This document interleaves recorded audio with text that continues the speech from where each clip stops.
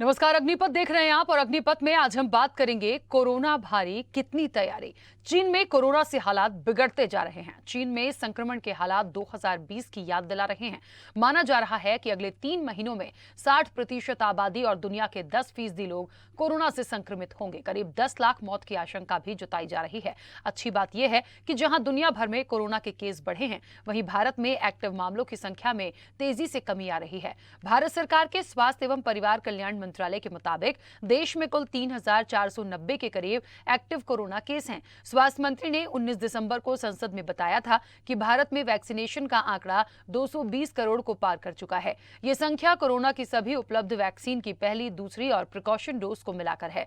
भारत में कोरोना के खतरे को देखते हुए प्रधानमंत्री नरेंद्र मोदी ने रिव्यू मीटिंग की। पीएम मोदी ने मास्क पहनने और सोशल डिस्टेंसिंग की अपील की है। उन्होंने टेस्टिंग बढ़ाने और कोविड सैंपल की जीनोम सीक्वेंसिंग कराने पर जोर दिया। इस बीच केंद्र सरकार ने इंटरनेशनल ट्रैवलर्स के लिए गाइडलाइंस भी जारी कर दी है। कोरोना के नए वेरिएंट की आहट से पहले ही केंद्र के साथ मध्य प्रदेश सरकार भी अलर्ट पर आ गई है। प्रदेश में कोरोना के नए वेरिएंट की जांच के लिए प्रदेश सरकार ने ग्वालियर की डीआरडी लैब और भोपाल एम्स को अधिकृत किया है। सीएम शिवराज भी मध्य प्रदेश में कोविड के नए वेरिएंट को लेकर अलर्ट मोड पर हैं। चिकित्सा शिक्षा मंत्री विश्वास सारंग स्टेट वायरोलॉजी लेबोरेटरी पहुंचे। लेबोरेटरी में व्योल जीनोम सीक्वेंसिंग मशीन का निरीक्षण भी उन्होंने किया, जिसमें जीनोम सीक्वेंसिंग से कोरोना के नए वेरिएंट की पहचान हो सकेगी। आपको बता दें कि केंद्र सरकार के निर्देश अनुसार पॉजिटिव केसों की जीनोम सीक्वेंसिंग होगी। एक बार में 96 पॉजिटिव केसों की जीनोम सीक्वेंसिंग हो सकेगी। सरकार के कैबिनेट मंत्री विश्वास सारंग ने कहा कि मध्य प्रदेश में वर्तमान में 43,000 बेड उपलब्ध हैं और ऑक्सीजन और वैक्सीन भी पर्याप्त मात्रा में उपलब्ध है। बीते 2 दिनों में कोई भी पॉजिटिव मरीज नहीं मिला है। वर्तमान में प्रदेश में कोरोना के केवल 4 एक्टिव मरीज हैं जो होम आइसोलेशन में हैं। लेकिन बाहरी देशों के बाद अब भारत में भी एक बार फिर से कोरोना का खतरा मंडरा रहा है। ऐसे में लोगों के मन में कई तरह के सवाल हैं। मसलन जो लोग वैक्सीन की दोनों डोज ले चुके हैं, वे कितना सुरक्षित हैं? क्या उन्हें बूस्टर डोज की जरूरत होगी? जिन्हें पहले कोरोना हो चुका है, उन्हें कितना खतरा है? हमें कौन से वेरिएंट से डरने की जरूरत है? चीन में एक जो नया वेरिएंट आया है, वो ओमिक्रॉन का सब वेरिएंट है। क्या यही हमारे लिए खतरा बनेगा? और ऐसी न जाने इससे जुड़ी हुई बहुत सारी बातें हैं और कोरोना के इसी खतरे पर आज हम बात भी करेंगे। और इस चर्चा को आगे बढ़ाने के लिए हमारे साथ मेहमान जुड़े हैं, 2 डॉक्टर हैं। सबसे पहले मैं आपका परिचय करा दूं। Doctor R N. टंडन हमारे साथ जुड़े हैं, पूर्व जनरल सेक्रेटरी आईएमए के। Doctor R N. टंडन, आपका बहुत स्वागत चर्चा में जुड़ने के लिए। और चेस्ट फिजिशियन है डॉक्टर लोकेंद्र दवे। लोकेंद्र दवे जी, आपका भी बहुत स्वागत है। मैं चर्चा की शुरुआत सबसे पहले डॉक्टर आर.एन. टंडन जी आपसे ही करना चाहती हूँ। मुझे लगता है एक बार फिर से कोविड की बात हो रही है और कहीं ना कहीं जब कोविड की हम बात करते हैं, थोड़ा सा डर भी लगता है, फिर ये भी लगता है कि नहीं, हम यदि सावधानी रखेंगे तो शायद हम इससे आगे बढ़ जाएंगे। लेकिन फिर भी एक काफ़ी टाइम बाद ये चीज़ें फिर से हो रही हैं और चीन में जो केसेस हम देख रहे हैं, जो वहाँ पर डेथ हो रही हैं, वो आंकड़े जो देख रहे हैं, वो वाकई बहुत चौंकाने वाले हैं, थोड़े से डराने वाले भी हैं। क्या लगता है भारत के लिए फिलहाल इन चीज़ों को हम कैसे रोक सकते हैं और अभी फर्स्ट प्रायोरिटी में क्या करने की ज़रूरत है कि ये वहाँ से यहाँ तक तो कम से कम ना ही पहुँचे? देखिए, बहुत ही अच्छी बात यह है कि भारतवर्ष में जो हमारी पुरानी प्रिपरेशन थी, उसका बहुत अच्छा असर देखने को हमें मिल रहा है।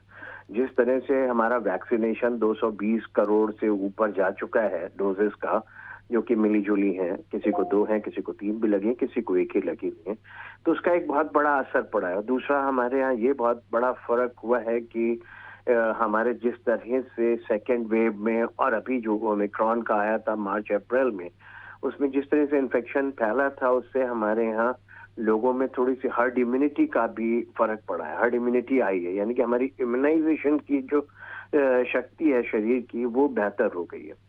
और जब हम चीन की बात करते हैं तो चीन की सबसे बड़ी परेशानी यही थी कि चीन में वैसे ऐसा नहीं कि कल ही केसेस बढ़े। चीन में अक्टूबर नवंबर से भी केसेस आ रहे थे, जब 1.5-2 लाख प्रति सप्ताह में देखे जा रहे थे। अभी तो 1,40,000 हुए पिछले सप्ताह।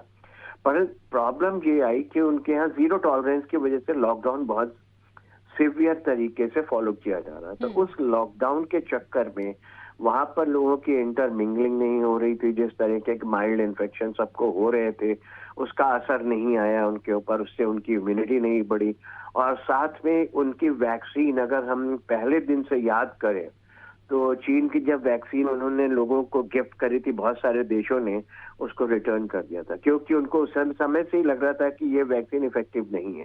तो ये भी आगे आ गया है कि शायद चीन की वैक्सीन उतनी इफेक्टिव नहीं है जितनी अन्य देशों की वैक्सीन, इवन भारतवर्ष की वैक्सीन भी इफेक्टिव है। खास करके जो mRNA वाली वैक्सीन है मॉडर्ना, फाइजर की, उनका जो असर है वो बहुत अच्छा है। तो हमें उतना ध्यान रखना है कि अगर हम पिछले 5 महीने में देखें तो हम हर तरफ से लापरवाह हो गए, हर तरफ से लापरवाह हो गए। मतलब कि हमने एक तो प्रिकॉशंस लेना बंद कर दिए, हर जगह भीड़ भाड़ में जा रहे हैं, जहां भी फंक्शंस हो रहे हैं वहां जा रहे हैं, और हमारी जो पॉपुलेशन है उसका असर हमें दिखाई देता है हर फंक्शन में, हर मेले में, हर फेस्टिवल में। वो लाखों की तादाद में होते हैं, जहाँ पैर रखने की भी आपको जगह नहीं मिलेगी, इस तरीके का रश होता है। और फिर उसमें लोगों ने मास्क लगाना भी बंद कर दिया था। तो और साथ में इसके साथ साथ सबसे बड़ी परेशानी ये आई कि जो हमारी सेकेंड डोज और प्रिकॉशनरी डोज वैक्सीन के लोगों ने लेनी थी, लोग उसकी तरफ से भी दूर हटना शुरू हो गए, क्योंकि उसके ऊपर कोई खास तवज्जो नहीं दी जा रही थी, न तो गवर्नमेंट की तरफ से न ही लोगों की तरफ से। गवर्नमेंट ने भी कर दिया हाँ कि चलो सबको वैक्सीन लेना है, सबको कहा जा रहा है ले लेंगे लोग। परंतु हमारे यहाँ सबसे बड़ी परेशानी थी कि आप जब तक प्रेशराइज करके काम कराओ तब तक तो होता रहता है। जहां वो प्रेशर धीरे धीरे कम हुआ, लोगों ने वैक्सीनेशन के लिए जाना कम कर दिया। एक समय से हर लोग 7 बजे से जाके वैक्सीन के लिए खड़े हो जाते थे। अब पिछले 4-5 महीने से आप जब भी जाओ वैक्सीन लगवाना है किसी को, किसी भी टाइम जाओ, खाली है लगवा के आ जाइए। तो ये सब चीजें जो हुई उनको देखते हुए हमारे यहाँ संकट बढ़ने का खतरा बढ़ गया। परंतु अगर लोग आज भी उन सारी चीजों का ध्यान रखें कि जिनकी वैक्सीन डोज छूटी हुई है जाकर लगवाएं, वैक्सीन मिल रही है। और जिन्होंने मास्क पहनना बंद कर दिया वो मास्क एक बार फिर से पहनना शुरू करें। देखिए सबसे बड़ी चीज है कि मुझे आज भी ये समझ में आता है कि मैं सिर्फ अपनी बात करूंगा इस समय मास्क की, कि मैं जब से कोरोना आया उसके बाद से आज तक मास्क पहन के हर जगह जाता हूँ। चाहे अकेला होता हूँ सड़क पे तो भी मास्क है, मैं पार्क में वॉक कर रहा हूँ तो भी मेरा मास्क होता है। तो बाकी सारे लोग देखते हैं कि ये अकेला इंसान मास्क क्यों लगाता है, पर लोगों को ये चीज समझ में नहीं आई अभी तक कि कोरोना खत्म नहीं हुआ। अब अचानक 4 दिन से कोराम समझ गया, चारों तरफ कोरोना कोरोना कोरोना आ जाएगा, ये होगा वो होगा, परेशानियां होंगी नहीं होंगी। पर अगर लोग प्रिकॉशंस लें और प्रॉपर ढंग से हर चीज को फॉलो करें, मास्क लगाएं, बहुत ज्यादा भीड़ भाड़े एरिया में ना जाएं, और जाएं तो ये तय कर लें कि उनका एक N95 मास्क लगा होगा और वो कम से कम देर वहां पे रहेंगे। क्योंकि ये माना जाता है कि अगर आप आधे घंटे तक एक्सपोज होंगे किसी कोरोना वाले मरीज के सामने तो आपको इन्फेक्शन होने के चांसेस बहुत ज्यादा है। तो हर को ध्यान में रखेंगे तो पैनिक करने से फायदा नहीं है, हम बचा सकते हैं। और यही IMA ने भी सबको जो है हिदायतें दी है परसों से कि आप मास्क पहनिए, अननेसेसरली बाहर मत जाइए, जिनकी वैक्सीन ड्यू है वो वैक्सीन लगवा लें। तो हर तरीके से अपने आप को प्रोटेक्ट करें। अब आज की तारीख में हमारे देश में उस तरीके की प्रॉब्लम नहीं आएगी जो हमें सेकेंड वेव में देखने को मिली कि ऑक्सीजन के सिलेंडर्स खत्म हो गए, ऑक्सीजन नहीं मिल रही है, बेड नहीं मिल रहा है। तो वो सब चीजों के ऊपर बहुत हद तक काबू पा लिया गया, तो हमें डरने की जरूरत नहीं है। पर हाँ, अगर हम अपने कर्तव्य से विमुख होते हैं तो हमारी कौन मदद करेगा? भगवान हमारे लिए बैठे हुए पर वो तभी करेंगे अगर हम खुद अपनी मदद करेंगे, अदरवाइज तो कुछ नहीं होगा। अगर हम चाहते हैं कि हम कोरोना लेके आए कहीं से तो हम फ्री हैं, कहीं से भी जाके ले आए। परंतु ऐसा करने से हमारे परिवार का, हमारे बच्चे जो बिलो 12 ईयर्स हैं जिन्हें वैक्सीन नहीं लगी है उनके लिए बहुत बड़ा खतरा रहेगा। और जिनको भी प्रॉब्लम्स हैं चेस्ट की या कोमॉर्बिडिटीज हैं उन सबको खास ध्यान रखना है। 60+ विद कोमॉर्बिड। ठीक है, मैं बीच में रुकूंगी, वापस आती हूँ। एक और हमारे साथ गेस्ट हमारे जुड़े हुए हैं। लोकेन जी, मुझे ऐसा लगता है इस वक्त कोविड के जिस नए वेरिएंट की बात हो रही है BF7, जो अभी तक जितना सुना है, जितना समझ पाए हैं कि 4 से 5 दिन में बहुत ज़्यादा फेफड़ों में ये इफेक्ट करेगा, इन्फेक्शन इसका बढ़ेगा। लक्षण की मैं बात करूं लगभग वैसे ही सिमिलर हैं, सभी डॉक्टर्स ये कह रहे हैं। फर्स्ट प्रायोरिटी में यदि ऐसी कोई चीज़ आती है इसके लिए क्या करने की ज़रूरत है या इसको कैसे कंट्रोल करें? देखिए, प्रिकॉशन अपनी जगह ठीक बात है, लेकिन फिर भी क्योंकि बहुत सारे लोग अब धीरे-धीरे इसको स्टार्ट करेंगे, लेकिन कोई ऐसी इंपॉर्टेंट बात जो लोगों को अभी इसको लेकर जाननी होगी, जिसको लेकर वो जागरूक रहें? देखिए, इसमें मैं बहुत सिंपल सी बात सभी अपने दर्शकों से अनुरोध करूंगा कि कोई भी लक्षण हो, सर्दी, खांसी, बुखार, जुकाम, तो आप फीवर क्लिनिक या हॉस्पिटल में या किसी डॉक्टर के पास जाकर गाइडेंस लीजिए। यदि आपको शंका के आधार पर जांच करने का कहा जाए, एहतियातन जांच करने का कहा जाए, तो जांच कराइए। जांच कराने से दोनों फायदे हैं, आप अपने आप को आइसोलेट करेंगे, अपने फैमिली मेंबर्स को प्रोटेक्ट करेंगे, अपने आसपास के लोगों को प्रोटेक्ट करेंगे और आपका भी इलाज टाइम से शुरू होगा तो जल्दी रिकवर भी होंगे। जब भी हम लोग इसमें कोई लापरवाही करते हैं तो इसके परिणाम जो होते हैं वो खराब होते हैं और जनरली जो हॉस्पिटलाइज होते हैं पेशेंट, वो इनिशियल डेज में नेग्लेक्ट होने की वजह से होते हैं हॉस्पिटलाइज। बिल्कुल। तो मेरा ऐसा मानना है कि सबसे पहले चिकित्सकीय सुविधा लेना और उनको पालन करना, ये दो इम्पोर्टेंट टास्क है। बाकी हम घर पे इलाज क्या कर सकते हैं, इसमें बहुत ज्यादा दिमाग नहीं लगाना चाहिए कॉमन मैन को, क्योंकि हमसे गलतियां हो सकती है उसमें और उसके दुष्परिणाम भी हो सकते हैं। इसलिए कोई भी दवा शुरू ना करें। और हाँ, ये है कि अगर ऑड आवर्स में कभी ऐसा फीवर या इस तरह का हो तो हम पैरासीटामोल जैसी दवाई का सेवन कर सकते हैं सेफली, जो हम घर पे यूज कर सकते हैं। अच्छा, यदि मान लीजिए कोई किसी को इन्फेक्शन है तो एक उसका जो ट्रीटमेंट होगा वो तो होगा, उस ट्रीटमेंट के दौरान किन किन चीज़ों को वो ले सकते हैं, ध्यान में उनको रखना चाहिए? क्योंकि यदि कोई पॉजिटिव है तो बट ऑब्वियस है उसका ट्रीटमेंट होगा, वो हॉस्पिटलाइज होगा। कई लोग ऐसे भी होते हैं जो अलग से होम आइसोलेशन में रहते हैं, उनका ट्रीटमेंट होता है, लेकिन और ज़्यादा स्थिति उनकी ना बिगड़े, क्योंकि इस वेरिएंट के लिए कह रहे हैं कि ये फेफड़ों में 4 से 5 दिन में इफेक्ट कर जाएगा। तो आप समझ लीजिए कि यदि लंग्स में कोई चीज़ जा रही है तो वो बहुत ज़्यादा भयावह हो जाती है। ये हम पिछले कोविड में देख चुके हैं। तो ऐसे लोगों के लिए क्या सजेशंस हैं? देखिए, कोविड में 4 से 5 दिन में जिनकी स्थिति खराब होनी होती है, वो 4 से 5 दिन में, पहले हम इंडियन वेरिएंट में भी देख चुके हैं, इसी तरह की स्थिति बनती थी। मुख्य जो मुद्दा है, यदि हम पॉजिटिव हैं या यदि हमें फीवर, खांसी, सर्दी, जुकाम कुछ भी सिम्टम्स हो रहे हैं, तो ऐसे मरीज को अपने वाइटल्स को मॉनिटर करना है, अपने सैचुरेशन को देखते रहना, ऑक्सीजन के पल्स रेट को देखते रहना है, ब्लड प्रेशर, अगर कोई मरीज है तो ब्लड प्रेशर मॉनिटर करता रहे अपना। शुगर का पेशेंट है, शुगर का कंट्रोल अपना बनाए रखे और शुगर को मॉनिटर करें। ये इंपॉर्टेंट चीजें हैं जिनका बिल्कुल नेग्लेक्ट नहीं होना चाहिए। खान पान अच्छा नियंत्रित और अच्छा हल्का खाना पीना अपना जारी रखें, लिक्विड इंटेक ज्यादा बढ़ाए रखें। वाइटल मॉनिटरिंग में अगर कहीं प्रॉब्लम लगे हमें तो डॉक्टर से तुरंत बात करें। दूसरी बात, अगर हमें अत्यधिक थकावट लगने लगे, हमको ये पता है कि कोविड में ऑक्सीजन का फॉल होता है और उसके बाद धीरे धीरे पेशेंट डिटोरेट होता है। तो थकावट जो है वो सबसे पहला सिम्टम है। हमें 10 कदम भी चलने में थकावट हो रही है तो ये एक वार्निंग साइन है जिसका हमें बिल्कुल नेग्लेक्ट नहीं करना है। उस समय इमीडिएटली हमें अस्पताल पहुंचने की तैयारी करनी है डॉक्टर से सलाह लेकर। और दूसरी बात, जो पहले गलतियां की थी कई लोगों ने, जैसे अपने घर में ऑक्सीजन सिलेंडर्स ला के रख दिए और घर खुद ही ऑक्सीजन लगाने लग जाते हैं लोग, इस तरह की गलतियां नहीं करनी है, क्योंकि इसकी वजह से हम लोग कई बार कॉम्प्लिकेटेड स्थिति में अस्पताल पहुंचते हैं। तो मेरा फिर वही अनुरोध है कि हम डॉक्टर से सतत संपर्क रखें, अस्पताल के जाने में संकोच नहीं करें। यदि हमें कोई सलाह दी जाती है भर्ती की या इलाज की तो उसका पालन करें। ये सभी दर्शकों से मेरा निवेदन रहेगा। बिल्कुल। आर्यन टंडन जी, ये भी बात है कि यदि आपकी इम्यूनिटी अच्छी है तो आपको डरने की ज़रूरत नहीं है। क्या लोग इस कॉन्फिडेंस में रह सकते हैं? मुझे नहीं लगता। ये बात अच्छी सुनने में लग रही है कि हमारी इम्यूनिटी अच्छी है तो हमें बीमारी नहीं होगी, लेकिन कोविड तो कोविड है। वायरस और इन्फेक्शन कब कहाँ से आपको इफेक्ट करेगा, ये थोड़ा सा मुश्किल है। बिल्कुल ठीक बात है। इम्यूनिटी अच्छी है या हमको जो भी टी सेल्स और एंटीबॉडीज हैं बॉडी में, वो मदद कर रहे हैं बीमारी को एक सिवियरिटी में जाने से रोकते हैं। परंतु ये सोचें कि हमें वैक्सीन लग चुकी है, हमें पिछला इन्फेक्शन हो चुका है तो हमें कोविड इन्फेक्शन नहीं होगा, ये एकदम गलत धारणा है और इस चक्कर में लोग बहुत परेशान होते हैं। तो सिवियरिटी कम हो सकती है वैक्सीनेशन के बाद। इन्फेक्शन के बाद जो इम्यूनिटी है वो आपकी सिवियरिटी को कम कर रही है, आपका हॉस्पिटल एडमिशन कम हो सकता है, डेथ रेट कम हो सकती है। पर कोविड इन्फेक्शन अगर होगा तो वो तो होगा, उसको नहीं आप रोक सकते इम्यूनिटी से, हाँ सिवियरिटी रोक सकते हैं।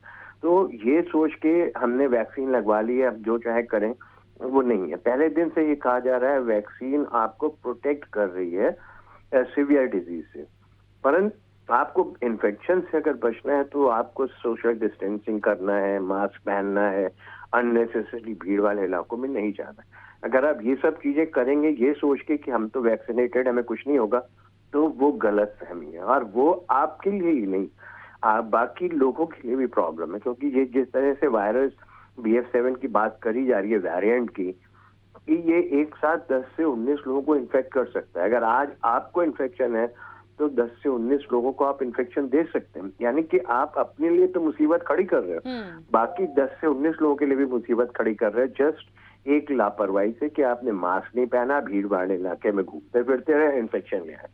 तो इन सब चीजों को ध्यान में रखना है। तो ये सोचना कि हमें वैक्सीन लग चुकी है, हम एकदम प्रोटेक्टेड है, एकदम मिथ्या है, गलत धारणा है। और इस दुष्विचार के साथ में लोग बाहर सड़कों पे ना घूमें। प्रिकॉशन, मास्क और साथ में सोशल डिस्टेंसिंग, और जरूरी काम के लिए जाना जो है वही ठीक रहेगा। पर आज की तारीख में अभी हम इन सब बातों को कर रहे हैं, आम जनता को अभी भी समझ में नहीं आ रहा है और वो फॉलो भी नहीं करेंगे इन सब बातों को। क्यों? अभी 6 महीने से जिस तरीके का माहौल है उसमें वो देख रहे हैं कि कहीं कुछ नहीं हो रहा है। जो चालान थे वो भी खत्म हो चुके हैं, जो रेस्ट्रिक्शन थे वो भी सब खत्म हो चुके हैं। तो लोगों को लगा कि कोरोना खत्म हो गया है, तो एवरीबडी इज एंजॉयिंग।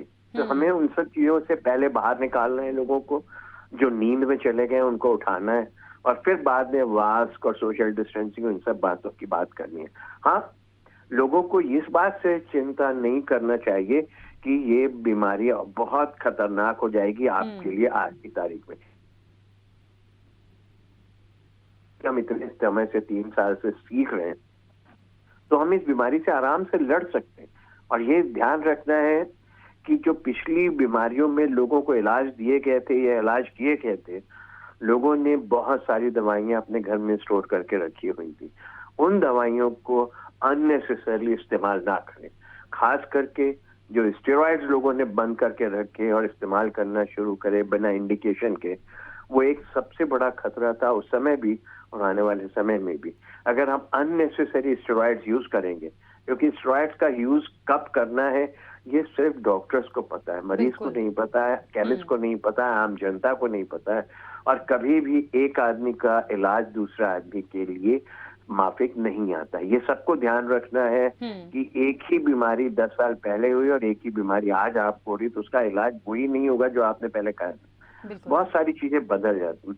तो इन सब चीजों से अगर हम बचाव रखेंगे तो अपना भी बचाव कर सकेंगे, अपने स्वजनों का भी बचाव कर सकेंगे और अपने देश का भी बचाव कर सकेंगे। और ये बिल्कुल भी नहीं चाहेंगे कि हमारे हेल्थ इंफ्रास्ट्रक्चर के ऊपर इतना प्रेशर पड़े जैसे चाइना में देखा जा रहा है, जैसे साउथ कोरिया, जापान, हर जगह प्रॉब्लम हो रही है, लाखों की तादाद में केसेस आ रहे हैं। अगर हम ध्यान से देखें और याद करें तो साउथ कोरिया, जापान और चाइना, इन सब में उस समय केसेस कम थे फर्स्ट और सेकेंड वेव में। ये उसी का नतीजा है कि उनकी इम्यूनिटी उतनी अच्छी नहीं बन पाई जितनी यहाँ पर इन्फेक्शन। जैसे अमेरिका में इन्फेक्शन खूब हुआ, बेटर इम्यूनिटी, पर फिर भी वहाँ केसेस खत्म नहीं हुए। पिछले साल से उनके यहाँ जो है 1 लाख और 1.5 लाख की संख्या में केसेस होते रहे, परंतु उनकी वो प्रॉब्लम नहीं हुई जो इस समय चाइना में हो रही। जो तस्वीरें मीडिया दिखा रहा है उनसे वो देख के तो लगता है कि हमें इन सब तस्वीरों से कुछ सीख लेनी चाहिए, कुछ समझना चाहिए, अपने आप को प्रोटेक्ट करना चाहिए और अपने स्वजनों को प्रोटेक्ट करना चाहिए। बिल्कुल ठीक बात है। लोकेन जी, एक बात है, अभी जैसे कि हम सिम्टम्स की बात कर रहे थे, वही सारी चीज़ें हैं, थकान है, गले में खराश है, या आपको सर्दी है, जुकाम है, या आपको यदि सीने में भी हल्का दर्द है, तो ये बहुत सारी ऐसी चीज़ें हैं जो अमूमन हमने देखा है, यदि किसी व्यक्ति को थकान हुई तो उसे हरारत हो जाती है, कई बार सर्दी जुकाम भी होता है, ठंड है, ये सब चीज़ें होती रहती है। कहते हैं ना, मौसम के हिसाब से जब मौसम चेंज होता है, लेकिन क्या उसको एकदम से कोई चीज़ हुई है? क्योंकि अमूमन हमने देखा है बहुत सारे लोगों को कि यदि 1-2 दिन बुखार आया या सर्दी जुकाम है तो वो दवाई लेकर खा लेते हैं, कई लोग ठीक हो जाते हैं, कई लोग नहीं होते। तो यदि इमीडिएट कोई चीज़ हुई है, क्या उसको तुरंत ही दिखा लें? बहुत सारे लोग पैरासीटामोल लेते हैं या थोड़ा सा वेट करते हैं, 2-3 दिन देख लें शायद ठीक हो जाएगा, उसके बाद डॉक्टर ट्रीटमेंट भी लेते हैं। अमूमन इंडिया में तो ऐसा होता है, एकदम से बुखार हुआ तो नहीं जाएंगे, एकदम से सर्दी हुई नहीं जाएंगे, कुछ अपनी तरफ से ही वो करते रहते हैं। तो क्या इसका एक टाइम पीरियड होता है कि हम 1-2 दिन वेट कर लें? हो सकता है हम ठीक हो रहे हैं, या फिर इमीडिएट यदि कोई चीज इफेक्ट हुई है तो हम उसे जाकर दिखाएं? एपिडेमिक के टाइम में कुछ घंटों का जो हमें अगर मौका मिले तो वो भी हमारे लिए बहुत इंपॉर्टेंट होता है। तो यदि सिम्टम क्लासिकल फीवर के रूप में आया है तो जांच करा लेने में कोई हर्ज नहीं है। एडमिट होना आवश्यक नहीं है। हमारी क्लियर कट गाइडलाइन है हमारे पास कि हम घर पे आइसोलेट होकर रह सकते हैं। आइसोलेशन होने के लिए हमें सस्पेक्ट करना जरूरी है कि हमें सिम्टम्स हैं और हम अलग हो जाएं दूसरों से, तो ज्यादा अच्छा है। तो ये पहला चीज ध्यान रखना है कि अगर हमें शंका हो रही है तो अगर हम घर पे भी इलाज ले रहे हैं तो कोई डॉक्टर से मार्गदर्शन फोन पे भी ले लिया है, पर घर में हम अलग रहें, आइसोलेटेड रहें, ताकि घर के अन्य सदस्यों को बीमारी नहीं पहुंचे। ये एक बात हो गई। दूसरी बात, जांच करा लेने से अपने आप को कंफर्म भी कर सकते हैं हम कि हम बीमार हैं, तो साधारण कोई दूसरी बीमारी है या कोविड का असर है, इसका कंफर्मेशन हो जाता है। और तीसरी चीज है कि दवाइयों की जहां तक बात है तो कुछ जो हमारी प्राइमरी एड किट की, जो फर्स्ट एड किट के अंदर जो कुछ दवाइयां होती है सिंपल सी सर्दी जुकाम की या बुखार की, वो हम ले सकते हैं। परंतु अगर उसके बाद भी सिम्टम बढ़ते हुए नजर आए तो उसको नजरअंदाज नहीं करना है हमें बिल्कुल भी। यदि फीवर बार बार आ रहा है, हाई ग्रेड फीवर आ रहा है या ग्रेड बढ़ा है, पैरासीटामोल से रिस्पॉन्ड नहीं कर रहा है फीवर, तो ऐसी स्थिति में फिर लापरवाही उचित नहीं होगी। उस समय हमें डॉक्टर के पास जाके सलाह लेना ही उचित होगा। ये ध्यान रखने की चीज है। इसमें कई बार बहुत तेजी से रैपिडली पेशेंट डिटोरेट होते हैं और उनको कई बार ये समझ में नहीं आता है कि हुआ क्या हमारे साथ। तो घर पे 1 या 2 डोज लेने के बाद अपना सेल्फ ऑब्जर्वेशन मोस्ट इम्पोर्टेंट है। और डॉक्यूमेंटेशन चीजों का, जो हमारी मैंने जैसा बताया कि वाइटल्स को मॉनिटर करते रहें, अपने नजर रखें अपने सिम्टम्स पे। कहीं कुछ भी अगर बढ़ता नजर आए तो इमीडिएटली हॉस्पिटल में जाना चाहिए। अच्छा, एक बात और छोटी सी लोकिन जी, मान लीजिए जैसे कि लंग्स की बात हो रही है कि 4 से 5 दिन में यदि ये फेफड़ों में जाता है, संक्रमण बढ़ता है। हमने पिछले केसेस में भी देखा है, जिन लोगों को लंग्स में बहुत ज्यादा इन्फेक्शन हुआ उनको बहुत मुश्किल हो गया था संभलना। वो जो लोग संभले हैं उसके बाद भी उनकी हालत बहुत खराब थी और ज्यादातर केसेस में डेथ ही हुई हैं। तो क्या एक स्टार्टिंग में इसको कंट्रोल किया जा सकता है, या कैसे कंट्रोल कर सकते हैं उस ड्यूरेशन में? यदि आप पॉजिटिव हैं तो आप उस पर मतलब फर्स्ट प्रायोरिटी में किस चीज का ध्यान रखें? पहली चीज तो ये समझना है सभी को कि पैनिक नहीं करें। 100 लोग बीमार होते हैं कोविड से तो उनमें 3-4 लोगों को मॉडरेट टू सीवियर डिजीज हो सकती है, और उनमें जो भर्ती होने की स्थिति में होते हैं उनमें से लगभग 5 से 10% लोग ऐसे होते हैं जो बहुत सीरियस होते हैं, जिनको वेंटिलेटर की आवश्यकता होती है। तो हम अस्पताल में जाएंगे तो, या कोविड पॉजिटिव आ गया है तो निश्चित रूप से हमारी मृत्यु नजदीक आ गई, ऐसा किसी को विचार नहीं करना चाहिए। अनफॉर्चुनेटली कुछ लोगों के साथ इस तरह की दुर्घटनाएं होती है, लेकिन हम पॉजिटिव एटीट्यूड के साथ रहें, ये बहुत इंपॉर्टेंट है। अगर पॉजिटिव कोविड की रिपोर्ट भी आ गई तो हमें कोई बहुत घबराने की आवश्यकता नहीं है, सिर्फ मार्गदर्शन चाहिए, इलाज चाहिए। दूसरी बात कि हम 4 या 5 दिन की जो बात आप कर रहे हैं तो ये प्रेडिक्टेबल नहीं होता है। कई बार जो है बहुत मामूली इलनेस होती है, उसके बाद 7वें 8वें दिन भी गड़बड़ होती है, 5वें दिन भी गड़बड़ होती है।